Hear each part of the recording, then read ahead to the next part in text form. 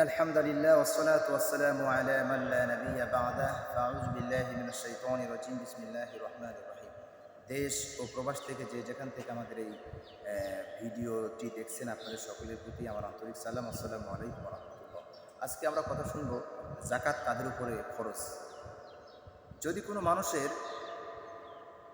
কাছে একটি বছরের যাবতীয় খরচ বাদে যদি কারো কাছে 7.5 ভরি স্বর্ণ অথবা 52.5 ভরি রূপা যদি কারো সংসারে বা কাছে যদি মজুদ থাকে বা এর পরিমাণ সমপরিমাণ যদি অর্থ কারো কাছে মজুদ থাকে, পূর্ণ 1 বছর থাকতে হবে এবং সমস্ত ঋণ দিনাদায়ী শিক্ষা চিকিৎসা বাসস্থান সব কিছু খরচ বাদে এই টাকাটা তার কাছে মজুদ থাকতে হবে, তাহলে তার উপরে যাকাত ফরজ।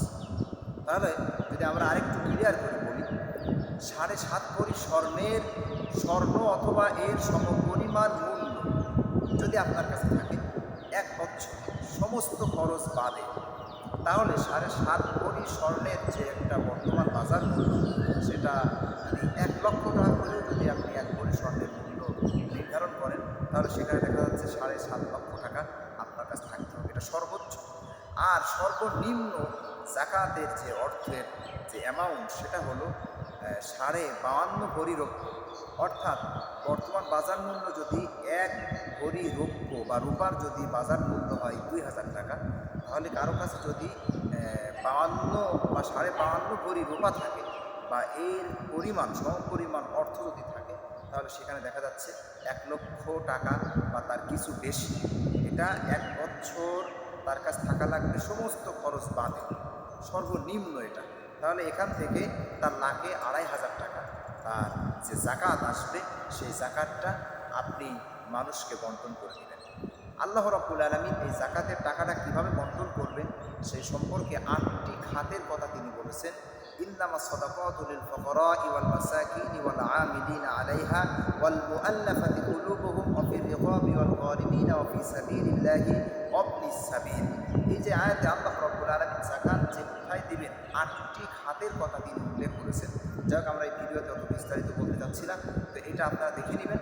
তাহলে আমরা যে কথা বলছিলাম, যাকাত কাদের উপর ফরজ, কী পরিমাণ অর্থ সম্পদ অ্যামাউন্ট আপনার কাছে থাকলে যাকাত আপনার উপর ফরজ হবে দেওয়া বা বাধ্যতামূলক, সেটা আমরা আলোচনা করছিলাম। তাহলে 7.5 ভরি স্বর্ণ যদি কারো কাছে থাকে 1 বছর অথবা এর সমপরিমাণ মূল্য, অথবা 52.5 ভরি রূপা বা এর সমপরিমাণ যে মূল্য বা টাকা যদি কারো কাছে থাকে, তাহলে অবশ্যই তাকে যাকাত দিতে হবে।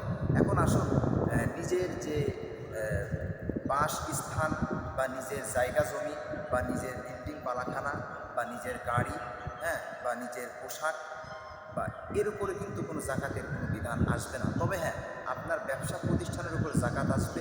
আপনার ব্যাংকে অ্যাকাউন্ট আছে, টাকা আছে, সেখানে যদি ওই পরিমাণ বা ওই মূল্যের অর্থ সম্পদ আপনার ব্যাংকে জমা থাকে পূর্ণ 1 বছর সমস্ত খরচ বাদে, তাহলে তার উপর একটা পার্সেন্টেজ অনুযায়ী 2.5 টাকা হিসাবে আপনার যাকাত দিতে হবে।